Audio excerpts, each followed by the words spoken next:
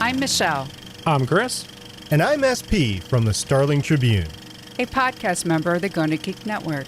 Just like the show you're listening to now. The opinions expressed are those of each individual host. Check out all the other podcasts at gonnageek.com.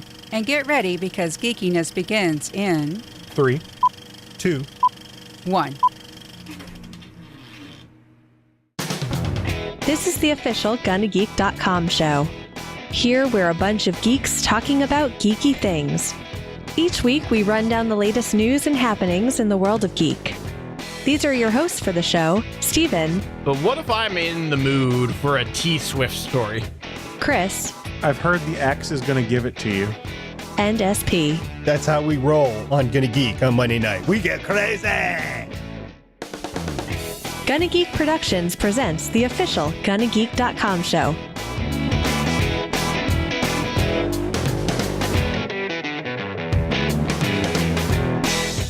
Hello and welcome to episode 230 of the official gonnageek.com show. I am Steven Jondrew, and with me, of course, is the longest running member to be on the show, Chris Farrell. So I tried to do a Dr. Claw voice in the pre-show, and I think I hurt my voice. We also, yeah, that's true, by the way. It's not made up at all. We also have, by the way, Stargate Pioneer is away this week. And we have filling his shoes for this week, one and only Michelle Ely. I'm just glad there's small shoes to fill. This week, only this week. There's only this week. Nothing mysterious going on behind the scenes. Nothing at all. No. No. This is not a joke. No, he has not been fired at all. He's just away right now. It's okay. He's just away. That's all. Okay. On the moon. By the way, everything that I just said was 100% legit because you just got to take the sarcastic tone out of it and it's authentic. No, SP is away this week, but he should be back next week. Michelle is one of our top tier guests, so stick around and you want to hear from Michelle Ely. So thank you, Michelle. I'm happy to be here. It's always nice to hang out with you guys. Awesome. So if you're not familiar with the gonnageek.com show, we do like to run down the latest happenings in the world of geek, and we have a very jam-packed episode, so let's just go ahead and roll into it.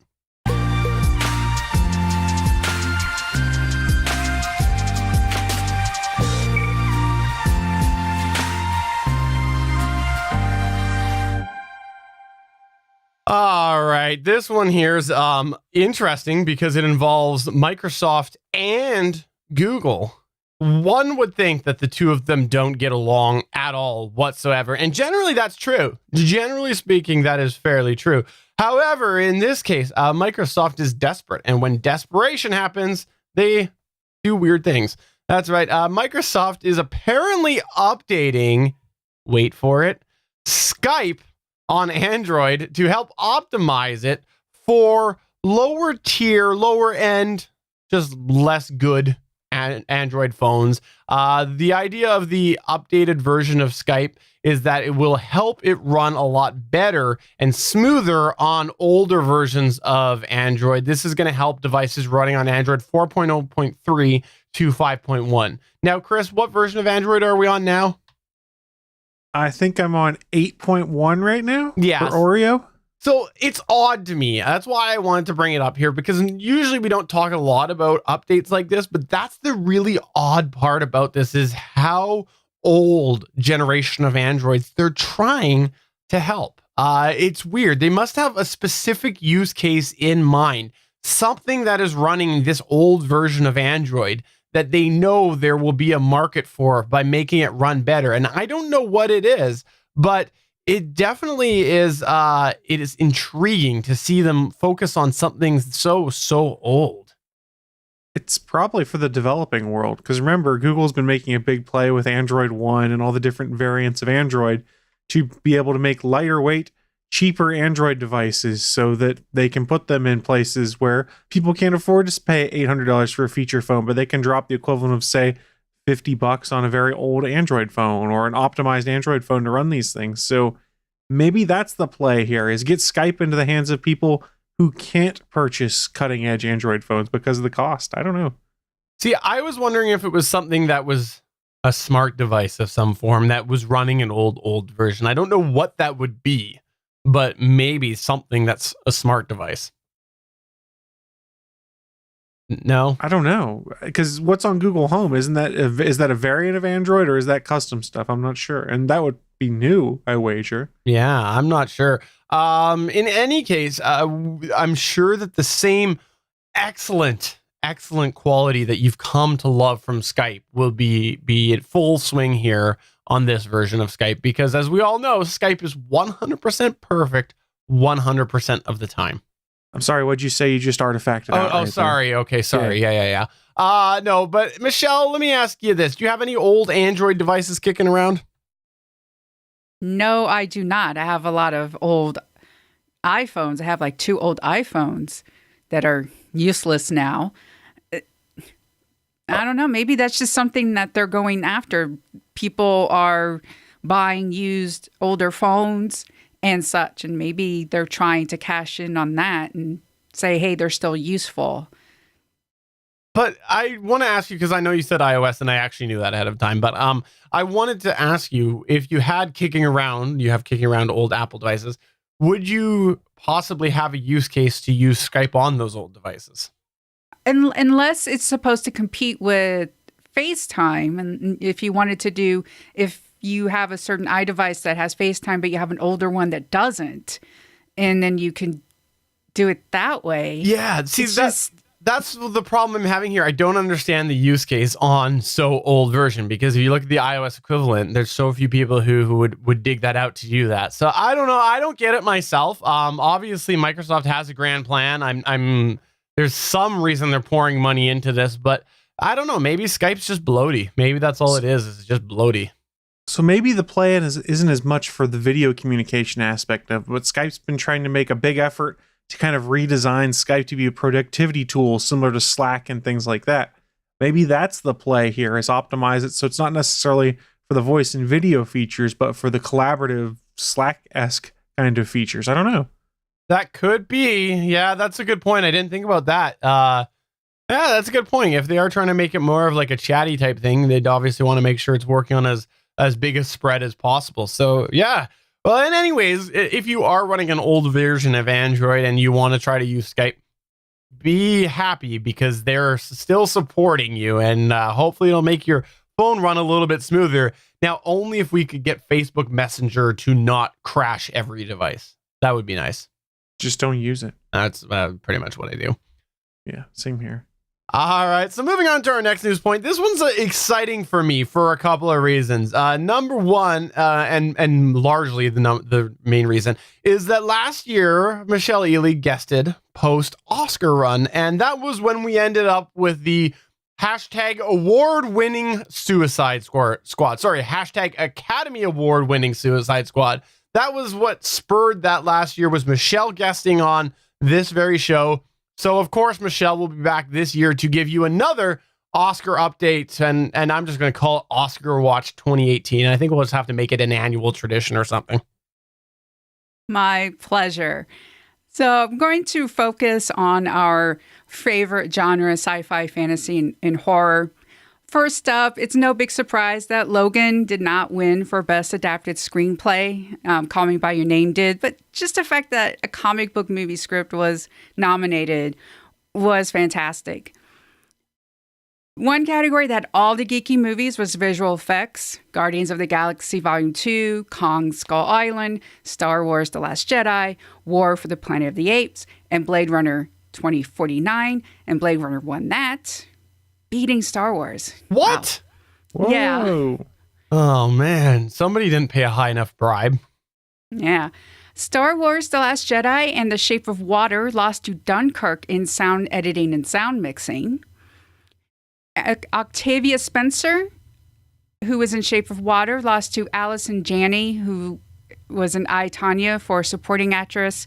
And Sally Hawkins, who starred in The Shape of Water, lost to Frances McDormand, who starred in 3 Billboards for lead actress. Neither one of that was a surprise that Allison and Frances won. That was basically how all the award shows up to this was going. Dunkirk won film editing over The Shape of Water. And I keep bringing this up. Shape of Water had the most nominations at 13. And at this point in the program, I'm like, Dunkirk is winning all these like technical awards. It's like, is Dunkirk going to come along and get Best Picture? And I'm just like, oh my goodness, I don't know. In cinematography, Blade Runner 2049 won over Dunkirk and The Shape of Water, which then threw me for a loop because it's like, wait a minute, The Shape of Water and Dunkirk didn't win this category. Okay. But The Shape of Water did win. It won 4. Won production design, beating Blade Runner 2049. Original score, beating Star Wars The Last Jedi. Director, Guillermo del Toro. This isn't a surprise. It would have been interesting if Jordan Peele won for Get Out, but didn't, and The Shape of Water did win Best Picture. The one I'm a little disappointed in, I mean, I knew Gary Oldman was going to win lead actor. It was kind of like written on the wall because he did Winston Churchill and blah, blah, blah. But I would have loved it if Daniel Kaluuya from Get Out would have won. If you haven't seen Get Out, go see it. There are moments where he has to be absolutely still. He can't move any muscles or anything. And he has to act with his expression in his eyes. And it was just very powerful. But one I'm really, really, really, really happy about was original screenplay. The nominees were The Big Sick, Lady Bird, The Shape of Water, 3 Billboards Outside Ebbing, Missouri, and Get Out. And Get Out won. I started out! Really? Yeah. Sorry. Yeah, I started cheering, and it was just wonderful. I know I could go on about Get Out. It's very intricate. It is a horror movie, but it's very intricate and it's very layered, and the performances, it's a really good movie. I've heard good things about it. I haven't seen it. Last year was a really bad year for me as far as going to see movies for the entire year. You know, it doesn't matter what type of movie. But I did see 50 Shades. No, I didn't. But seriously, that is awesome to hear. And you know what? Okay, Jordan Peele, right? A lot of people know him from Key and Peele. I'm thinking back to the Mad TV days myself. Like, how awesome is that? How awesome is that? It just goes to show that you do something like Mad TV, which is, you know, it's a gimmicky show. You do something like that. It doesn't stifle your creativity if you are of that big caliber. A lot of times you hear people blame people who went on to shows like that didn't have the best reviews and whatnot, and they go, oh yeah, that just blacklisted them forever. But it's a great example on how he was very creative, and look what happened. Fantastic. Yeah, he said in his speech how he was been working on this for like over 10 years, and he would work on it and he would stop because he didn't think it would happen. But people kept encouraging him, and he finished it, and look what happened. He got an Oscar. That's very cool. I have a question for you, Michelle. Yes. So it's called The Shape of Water. Why was it just not called Cylinder? I don't understand. It's the shape of water, isn't it? Cylinder. It's what we put our water in to drink out of. Cylinder. No. So if I'm going to start the new hashtag, I'm going to do Academy Award winning Get Out. Okay. And it's now how we have to officially refer to Get Out, the Academy Award winning film Get Out. Sounds so good. there we go. No, it works for me. Hashtag Academy Award winning Get Out. And anytime you say that expression on a podcast from now forward, it's a mandate. So someone says something that's crazy out there, and you go, Get Out? No, you have to say hashtag award winning Get Out. And while we're here, let's not forget there's also hashtag award winning, Academy Award winning, in fact, Suicide Squad. True, absolutely. SP's favorite movie of all time, Suicide Squad. I should remind all of the listeners and viewers right now that SP is the number one fan of this movie on the Gonna Geek Network, not just the Gonna Geek Show, on the Gonna Geek Network. So if I know he's going to be upset that I'm replacing the hashtag. He is, but we can ease his pain a little bit. And if you are in the process of, you know, maybe got like $5 or $10 that you want to spare, make sure that you just give him a download link to legally download Suicide Squad, because he'd appreciate that. Just give him like one of those purchase links, or send him a copy. Maybe just send him a message and just say, hey, I really like the movie too. So just make sure you ease him through this pain. And Give let's him see if love. we can't. Let's get a hashtag going right now. Hashtag SP loves Suicide Squad. That works too. Hashtag SP Love Suicide Squad. We'll get that one going there. But it's an interesting rundown this year, and I got to say that sort of some of your quote traditional geekery. Let's be honest, didn't really get a lot of love this year, but that's okay, because that to me shows that the big geekdom fandom uprise that we've been seeing the last few years is not just dominating everything, and I'm okay with that, because I like, obviously I'm a geek, grown up a geek, but the last thing that I want is everybody just to, just all geek movies to be the talk of everything. I think that that's bad for cinema, and I think that it's really good to see all of these other movies represented. So that's a good list. I don't know, I haven't seen them, but I've read enough about them to know it's a good, solid list. I know. Indeed. Blasphemy, right? I just talked bad about geek, didn't I, Michelle? No, you did not. You were saying that the table should be set for many different types of movies. Wow. See, this is why I have you on there. You're the only one that could spin that train wreck of an explanation into something that's so easy to understand. So thank you, Michelle. You're welcome. And hashtag SP loves Suicide Squad. Is that what it is? It's true. He loves it. Hashtag SP loves Suicide Squad. All right, next up on the list here, we've heard a little bit before about how there's awesome love between Amazon and Google. The two of them just, you might as well just plan on them having a baby right now, because they're just going to get together, they're going to do the thing, and it's just going to happen. So we got an example of that right now, Chris, right? It's true. Don't you love it when big tech giants can't play nice together, and who really gets hurt is the customer? Because that's my favorite thing, which is why I was so excited about this news The Verge had, where they had read that from a report Business Insider put out that Nest products won't be sold by Amazon.com any longer once their current stock runs out. Now, why is this? Well, last year, Amazon declined to offer some of Nest's newer products, like the Nest Cam IQ and their latest generation smart thermostat. After weeks of simply ignoring the products and not responding to Nest, Amazon informed the company of its decision by phone and said the directive, quote, came from the top, end quote. This is something Nest took to mean it was handed down by Amazon CEO Jeff Bezos. However, we don't know that for a fact. As a result, though, Nest has decided to halt further restocks at Amazon once the remaining product inventory is exhausted. Now, this doesn't mean third-party sellers won't continue to sell Nest gadgets, but Amazon itself will not. In removing itself from Amazon, Nest reasoning is that the all-powerful retailer should be selling the entire product family or nothing at all. Now, guys, this isn't anything new. This impending disappearance of Nest, it's kind of old. It's happened before in what you could probably charitably call an anti-consumer feud between Amazon and Google.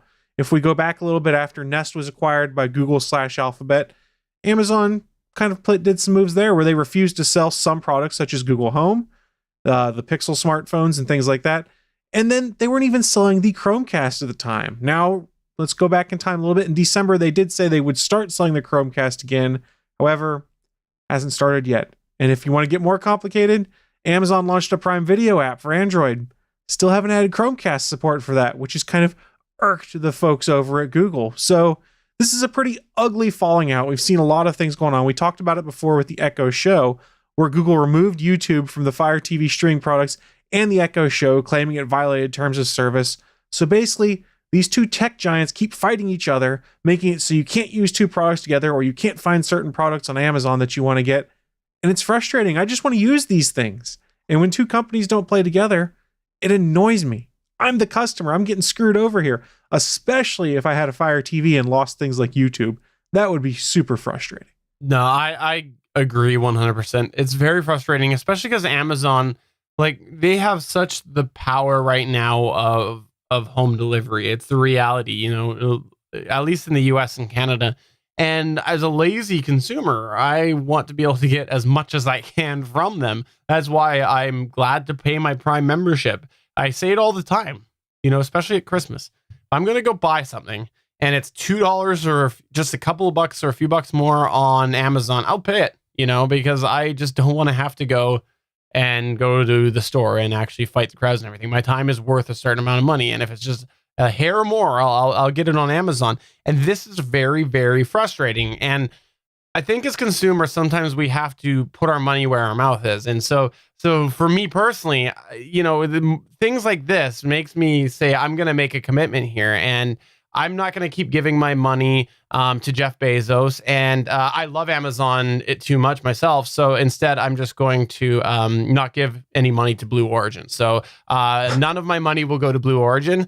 I just want to make that commitment right now that until he changes it around, my money's not going to Blue Origin. Was it going to Blue Origin before? I don't know. I'm not sure. So no, I have no idea. Interesting play. However, I still got to get me my discount shipped to my door pepperoni that I can get from Amazon.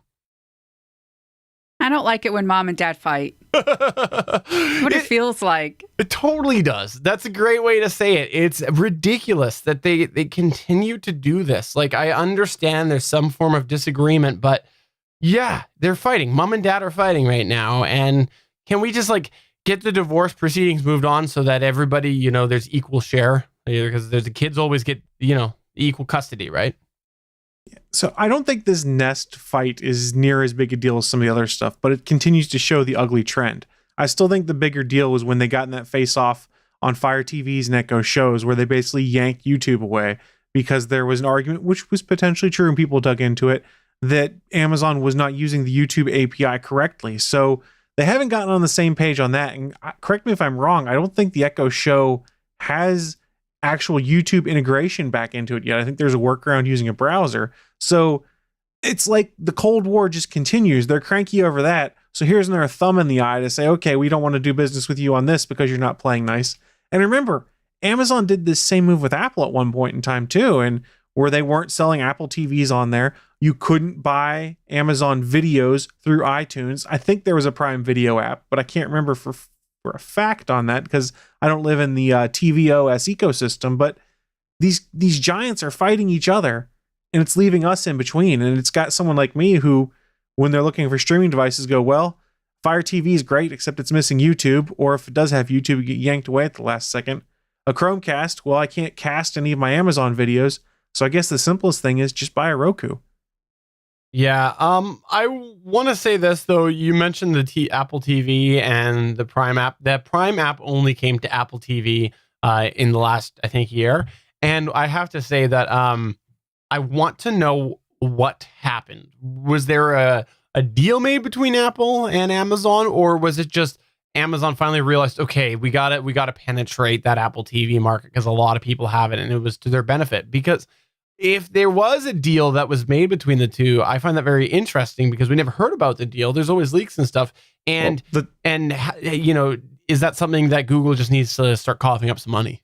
We did hear about the deal. I mean, the deal basically was start selling our products on Amazon and you can put the app on here. And Amazon's not selling videos directly through the app because they don't want to owe Apple, 35% if you buy something directly through iTunes. Mm-hmm. So that was the deal basically, was that if you start selling our products again, these streaming boxes, their competitor products to yours, we'll make it so that you guys can put an app on there.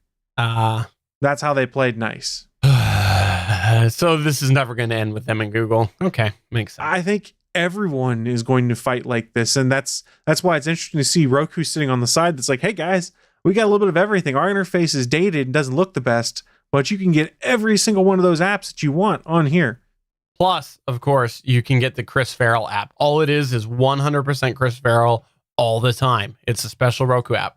Yeah, it's a repeating GIF of me going, For you non-video viewers, Chris is face palming right now, and he's just repeatedly doing it, and I think he's going to do it for the rest of the show, so there you go. I do hope, though, that this will get resolved eventually. It's just very frustrating as a consumer, and yeah, so there you go. My money's not going to Blue Origin. Next up in the extra news section, we've got a couple of interesting quick picks here. Number one, the S9. Last weekish, we have seen a bunch of videos come out of the S9, a bunch of reviews and first impressions and all that stuff there.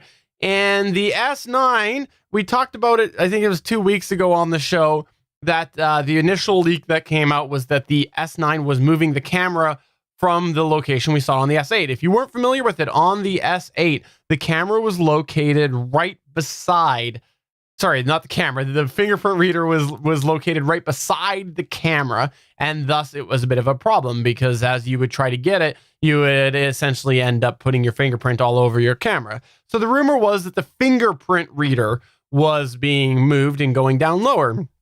To which I had said, that sounds really silly because it's still right by the camera. But then we came to the conclusion that the fingerprint reader was going to be more in line with stuff like the Pixel in the middle of the phone, and it made sense. Skip ahead, videos come out. Yeah, it's literally still right below the camera. The fingerprint reader is right below the camera. So it's a little bit better from a grabbability perspective, but you still have that chance if you got big fingers of hitting your camera. It's a really odd choice in my opinion. I don't know how they can't get it right. Weren't they one of the first ones to have it sort of in the middle of the back? It was on the front for them first. But was it? I don't have a problem with that placement. I mean, when you go and look at it, it's roughly analogous to where it is on phones like the Nexus 6P and other things. It's not. It's right below the camera. It is literally the right camera's below moved the camera. down a little bit in comparison to other stuff, but it's the proximity to the camera that's going to matter, though, because you're going to go grab it. You're going to put your finger like that. It's a habituation thing, though. You're going to put your finger right over top of the you're not. Of the camera. It's going to happen. Not after the first week of owning the phone. Nah, it's going to happen. It's all a the time. habituation thing. No, it's a much worse problem with the Galaxy S8, where the sensor is literally right next to the camera, and if you're not paying attention or you don't remember the sensor is off center, you're going to put your finger right over the lens. This one's not as big a deal, I don't think, Steven. No, I think it's still going to be, it's not going to be as big of a deal, but it's still going to be annoying. People are still going to smudge their camera all the time.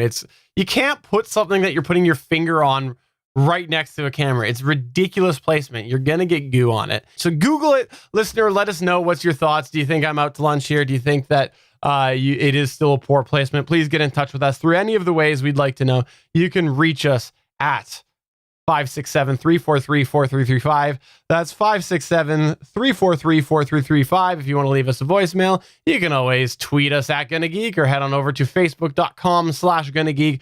Tell us what's your thoughts of this placement. I think it's a big mistake. I think that they should keep it away.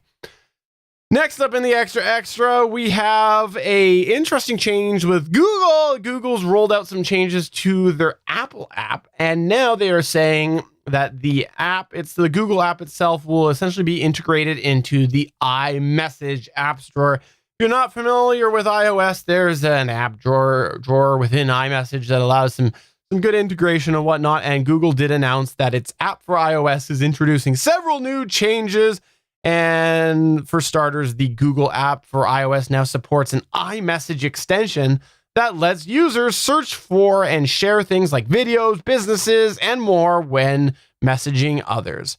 So this is something that obviously Google is just wanting to get be more accessible to Apple users who are talking. It's always good if somebody's talking and trying to share something with a friend or a colleague or whatever, and they can easily pull that from Google. That's good because now that data is going to Google. So they're obviously adopting the ways of Apple. Michelle, do you ever find yourself using any of the extensions within iMessage? I don't use iMessage because iMessage always messes up for me.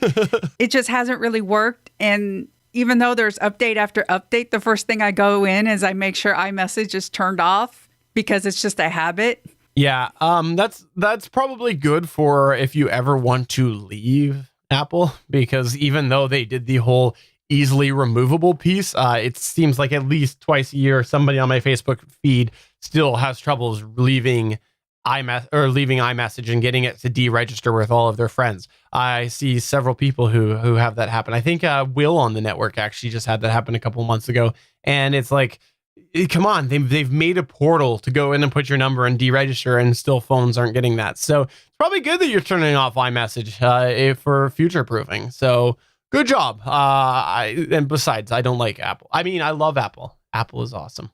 Stephen Hart Apple. I do heart Apple. So there you go. That's the news for the week. We're going to go ahead and move into a special segment that our guest of honor today is going to present. But before we get there, we just want to remind you that we are part of the Gonna Geek Network. The Gonna Geek Network has a plethora of amazing geeky podcasts. If you've not checked it out before, or I should say if you haven't checked it out before, you can check that over at GonnaGeekNetwork.com, including Super Geeky Playdate, episode number 67, Top 5 Villain Monologues. You should check this out at GonnaGeekNetwork.com. It's Super Geeky Playdate. I'll leave you with that tease. And while you're over there, please do check out all of the other shows. There's several that have Michelle Ely on it, so you want to check that out. Let's roll into this special segment.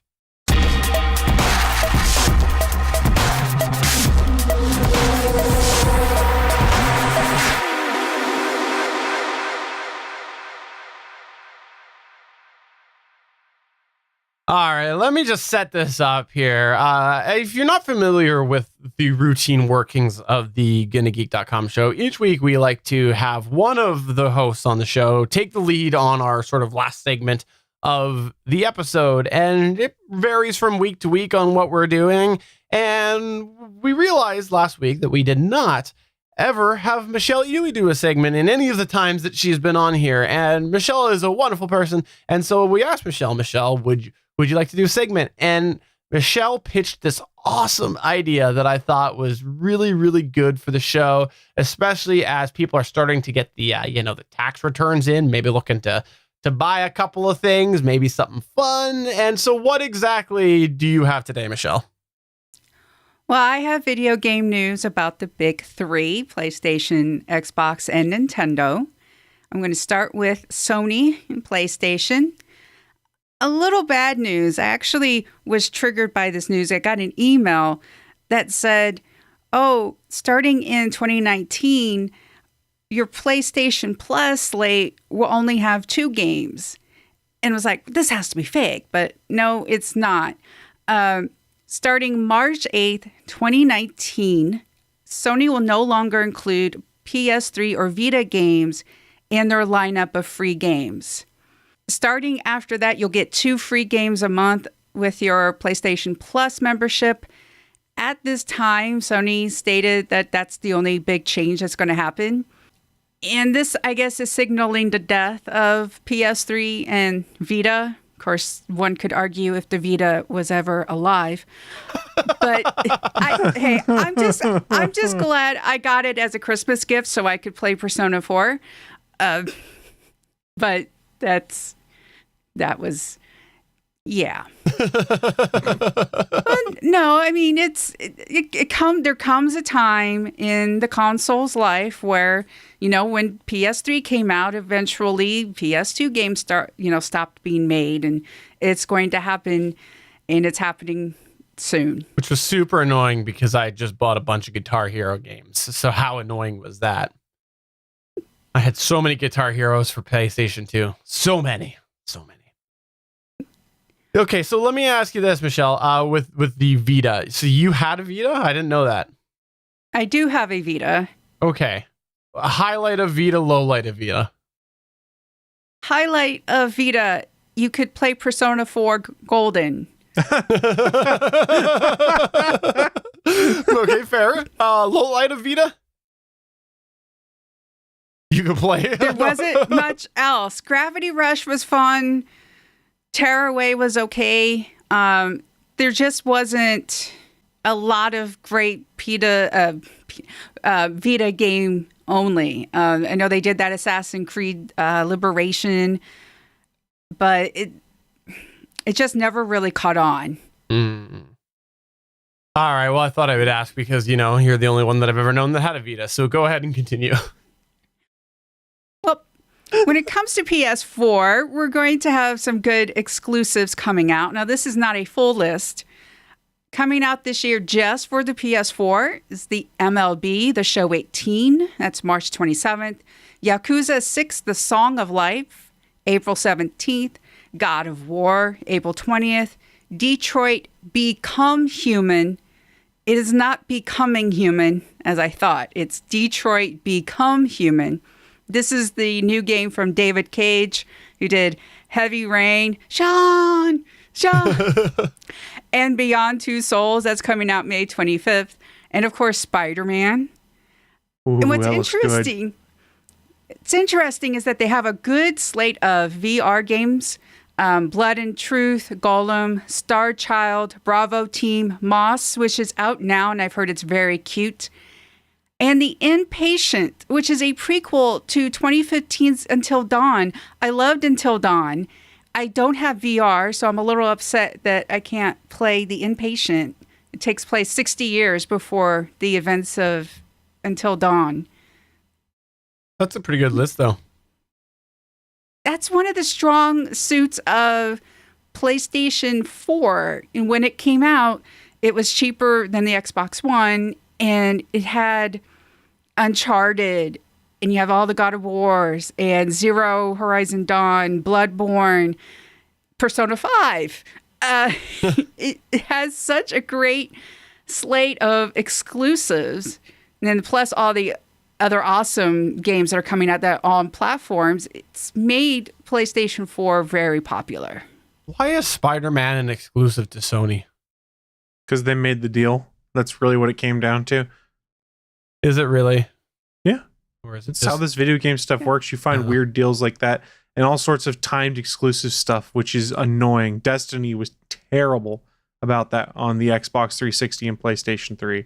I actually said that sarcastically, by the way, a little bit, but now that I think about it, I do find it very odd because my sarcasm was very good there, but my sarcasm was there because obviously Sony has the cinematic rights to Spider-Man, right? So that was my sarcasm. However, as I started to think about that, I realized how idiotic that was of me to make that joke because Marvel has made a deal, and you would think that they would want to expand their reach of Spider-Man. When it comes to Marvel and video games, it's kind of weird. And with Disney shutting down a lot of its video game stuff, I think it's just right for Marvel to leave Spider-Man to a company that makes video games all the time. I guess, yeah. I don't know. It's just odd to me because you would think that they'd want to expand that, but who knows? Like I said, it started as a sarcastic point, so I won't dive into that too much because I realize that I'm an idiot, as I often do. It really just depends on how much money they threw at them to make it an exclusive. And my guess is they threw a lot of money at them because this game has been getting plugged for almost 2 years now, and even though it's been delayed, the fanboy excitement is still ridiculous on it. It looks amazing. I have jokingly said on ATGN that I'm tempted to buy a PS4 just to play this game. Now, I'm not going to be that fiscally irresponsible, but that doesn't mean that I wouldn't, try and borrow a friend's PS4 to play Spider-Man and then give it back to them or something like that. And never give it back. Fantastic. Yeah, come on, admit it. Never give it back. Well, Steven, when you give me your PS4, then we'll see what happens. All right, Michelle, what else do you have there? Moving on to Xbox.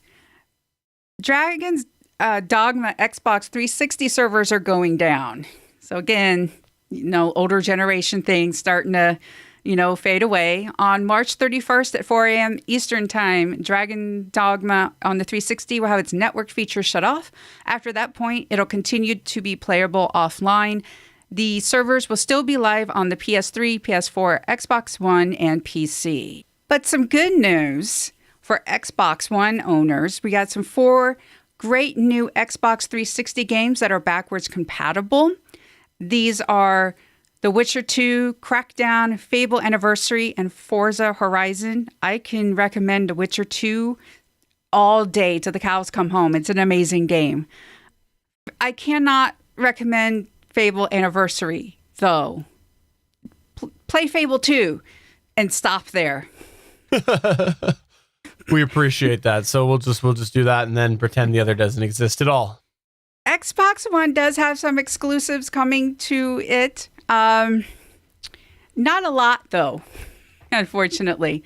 Some notables include Sea of Thieves. This is from Rare.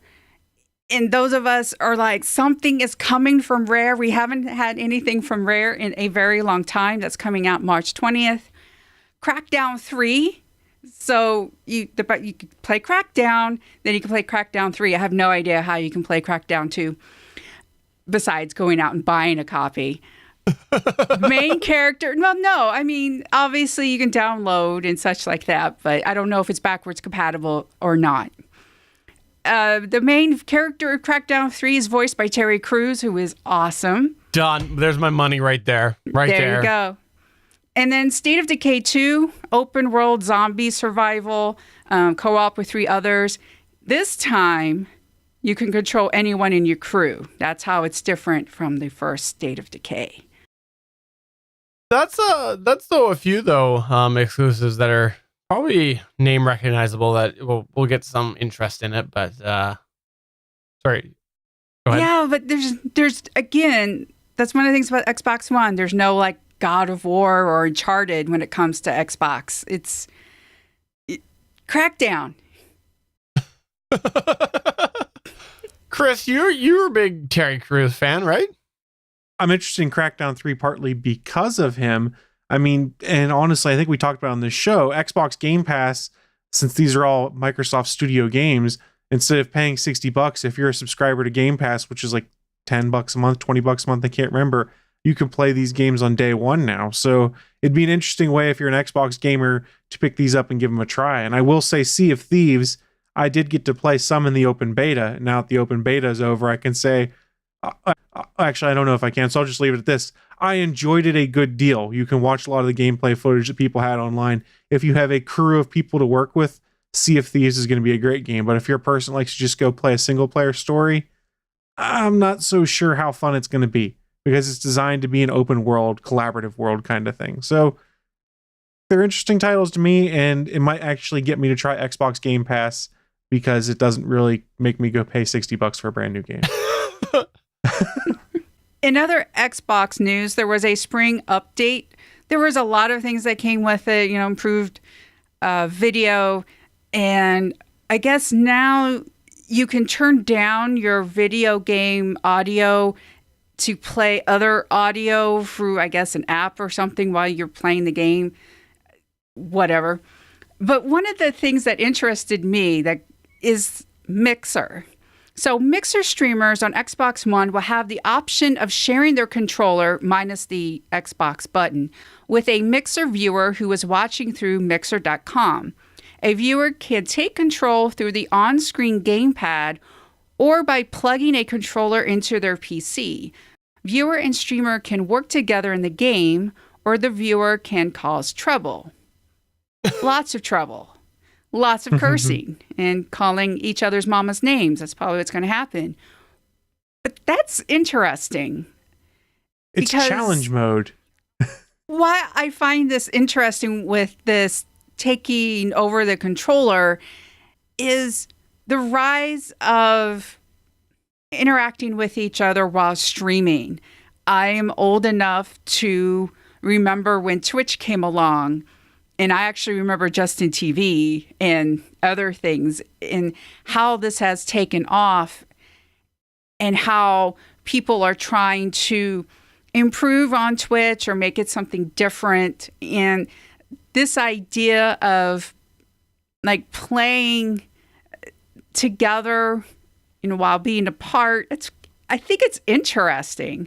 I mean, I hope it doesn't cause a whole bunch of trouble, but I think it's interesting. No, I agree. I think there's huge potential for backlash with some of the possibilities here. But you know what? There's also potential for really good interactions with people. And it's not like, I don't know. I'm sure they'll refine that. It's not like they're just going to set it up and forget about it. Like it'll be adjusted as it goes. And we've seen, though, even with things like what we do here with the video shows and whatnot, there's real internet engagement across different platforms and whatnot. And I think that this is a natural evolution for gaming. So very cool. I'll be interested about latency. I know Mixer has done very good with low latency, but yeah, we'll see what those commands back, how those all pan out. Keep in mind, this is something that you as a streamer have to turn on, this capability for people to do that. So it's not like you can be there playing your game of Halo and someone plugs in their Xbox controller and takes over and starts making you shoot your teammates and stuff like that.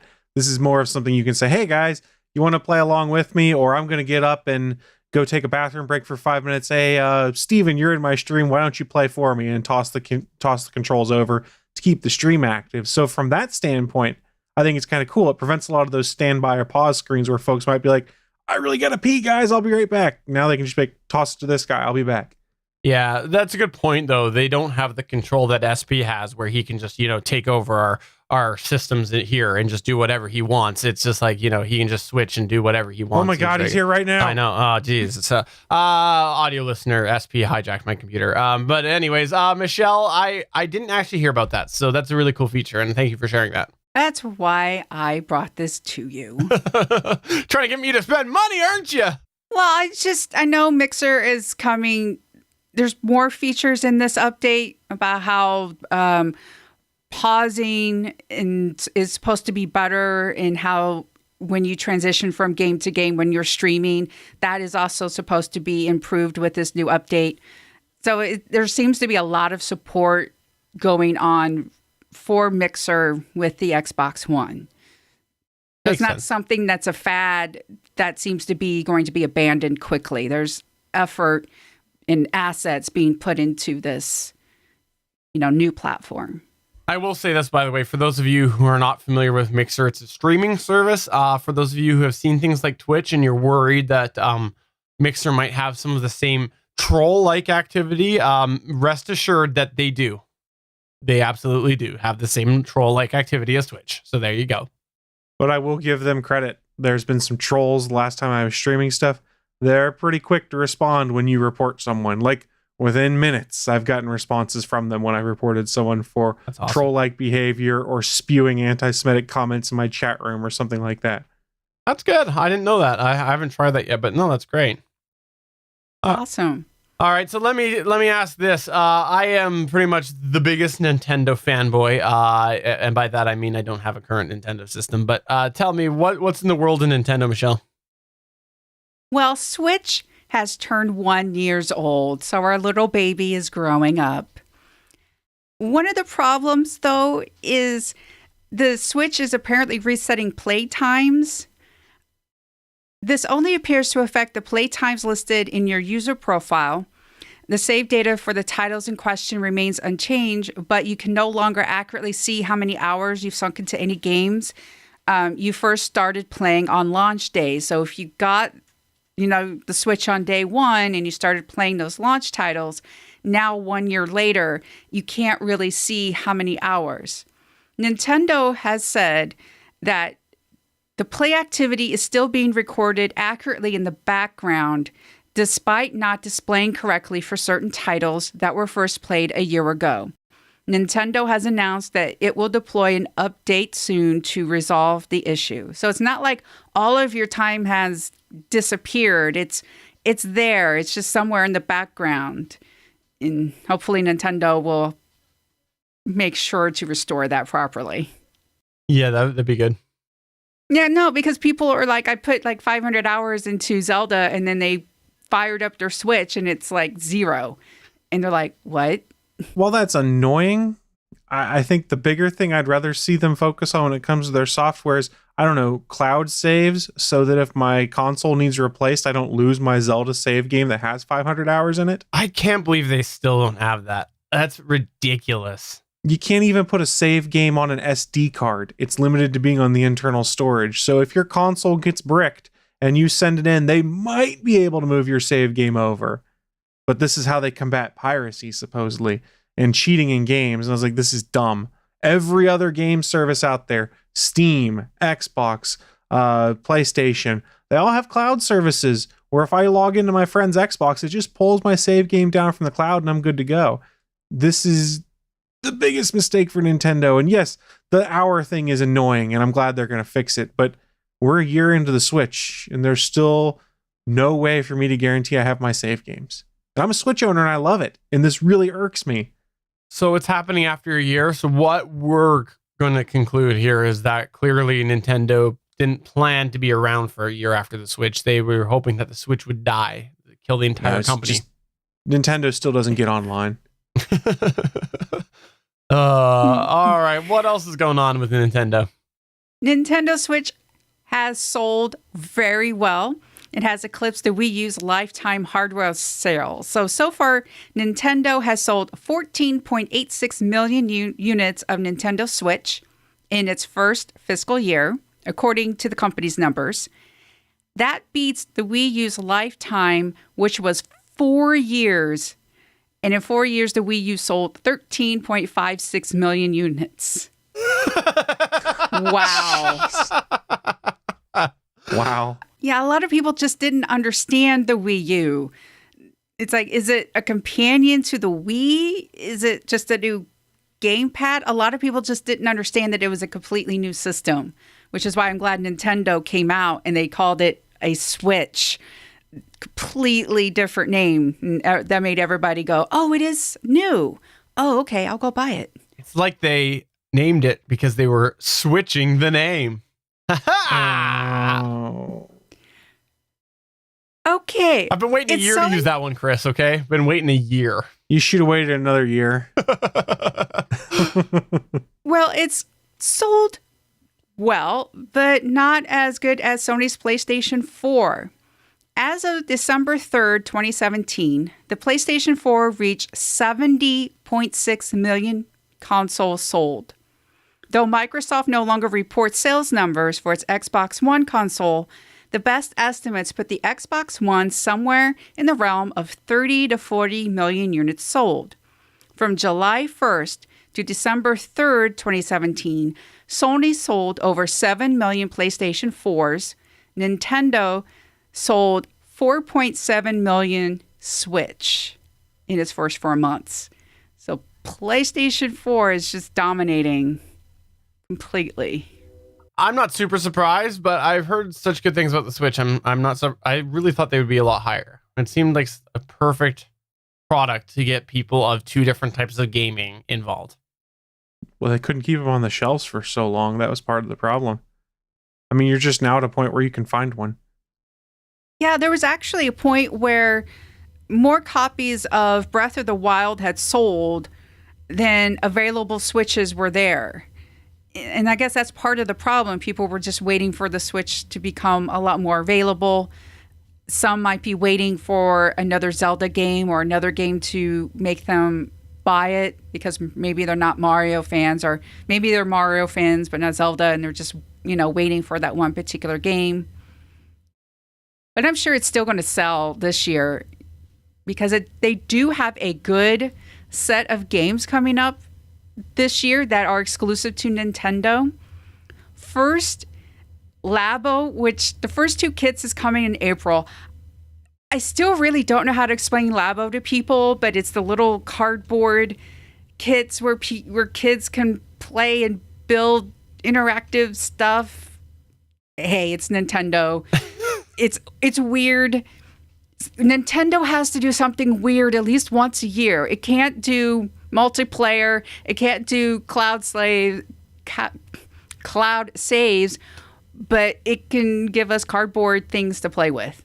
So, well, they had a whole bunch of shipping boxes kicking around from all of those lack of products that they were planning on shipping but never got. So obviously, that's what they had to do. Something with the shipping boxes. Also coming to the Switch, Bayonetta 2, so they're getting ported. Eventually, we're going to get Bayonetta 3.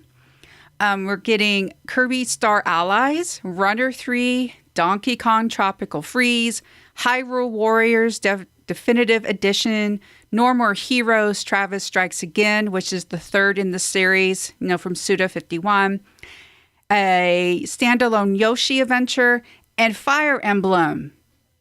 Someday. Maybe? That's a big pause there. Explain. Oh, gosh. You know how some people are waiting for like Half-Life 3? Right. in like Steam PC world? It's coming. That's the Nintendo equivalent. Fire Emblem's like the Nintendo equivalent where people are just, they're waiting for that really nice, big, solid, new adventure, new complete Fire Emblem. And it's just, they say it's coming, but it hasn't come yet. It's one of those things.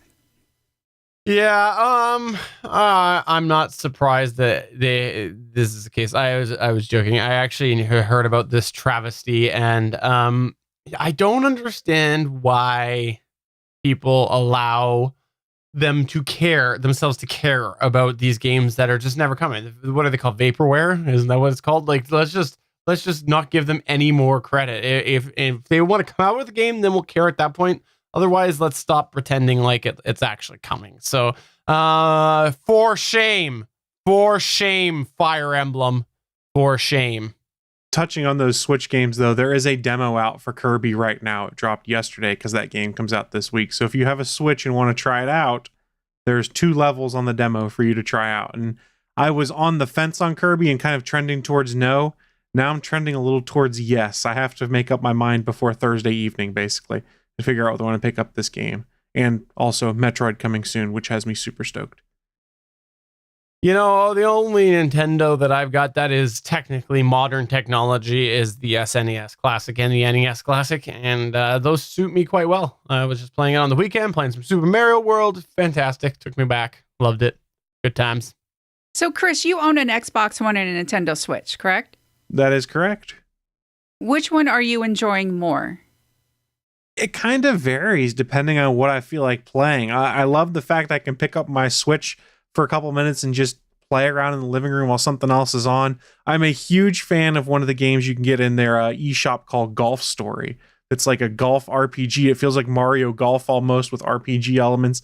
I love that game. You can put like 10 minutes into it at a time if you want. It's a very good game for casual. It's got Stardew Valley on it. So if I want to just kill a little bit of time or screw around in an open world like Mario or Zelda, the Switch is great for that. But if I want to play a more in-depth game, I've been playing more stuff on my Xbox because I've already beat Zelda. I've already beat Mario, and there's no other big in-depth game for me to play on my Switch. It's very casual right now, which I'm okay with. It fits my niche properly like that.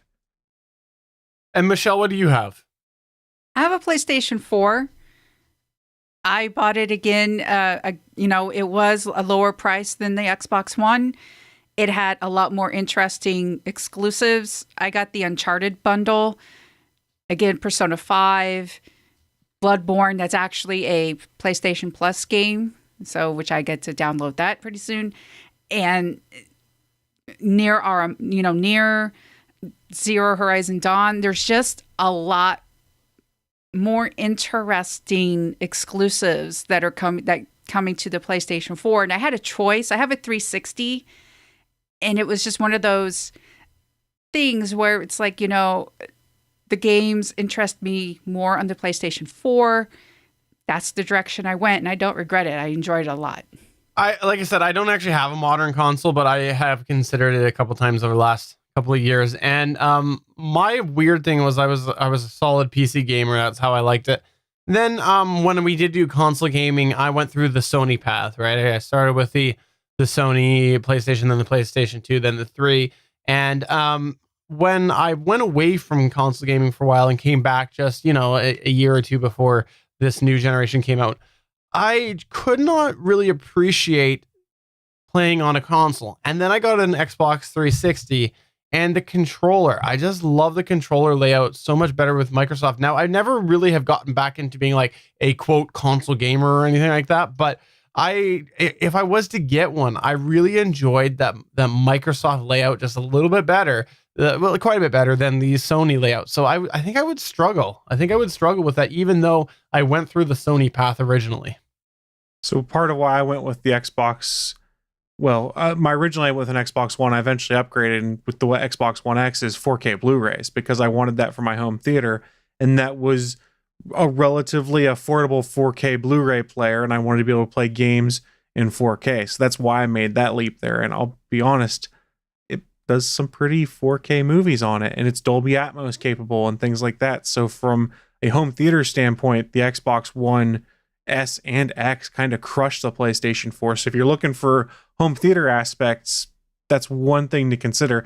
Honestly, just play whatever console interests you, whatever console's got the games you like. I'm over this whole console war thing where I have to be like, I love my Xbox and I'll fight you because you love the PlayStation 4. That's dumb. There's plenty of games between all of them to play. Who cares if you can't play a certain exclusive? If you want to, go over to your friend's house or something like that. Console wars are dumb, guys.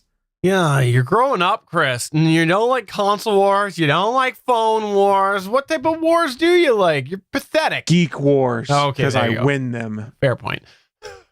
I mean, yeah, there's so many ways to play games. There's still PC and, iOS. One of the good games that I played lately, I played Gora. Is that how you pronounce it? The puzzle game is really intricate. And then I just played Florence, which is a very short little tale of a woman falling in love and then out of love. And that was really interesting. So there were so many different ways to play games now. There's so many different experiences. I love the fact that video games have gone from, when I was a kid with an Atari, it was Space Invaders, press the button, and that's all you got. And then, I loved Zelda because it's open and you can explore. But now you're getting things like Journey and Whatever Happened to Edith Finch and Gone Home. Mass Effect. Look at that trilogy where, you're shooting things, but you have choices and you're making all these different relationships. I love how it's become more of like an interactive experience and, pick the console that fits your style, that fits your budget, and, go from there. For sure. No, I think you hit it on the head. Well, thank you very much for preparing all this information. I know you put a lot of work into that. I do sincerely appreciate it. And if you are thinking about getting a console, hopefully this helped you a little bit there. And if you do currently use a console, please do let us know through any of the ways we mentioned before. We want to hear from you. Please do get in touch with us and let us know what console do you use and why do you use it? Because I absolutely would love to hear from you. But that is going to take us to the end of the show. So I want to say to Michelle, thank you very much, Michelle, for coming on here. We do sincerely appreciate that. Why don't you take a moment just to promote and plug and tell everybody where they can find you? On Twitter, I'm at Michelle Ely. I am a co-host of the Starlight Tribune, one of the podcasts on the Gonna Geek Network. It covers the show Arrow and other DC things. I'm also a consultant on Legends of S.H.I.E.L.D., which is a podcast on the show Agents of S.H.I.E.L.D. and other Marvel properties. Awesome! So thank you very much and check out Michelle. So for episode number 230 of the official GonnaGeek.com show, I'm Stephen John Drew saying, Michelle, you are here, you did an awesome job, and SP is not here. He's a slacker. Well, thank you very much, and I'm glad SP took a vacation to the moon. I know why SP's not here. It's to watch the Star Wars Rebels series finale by himself. Bye!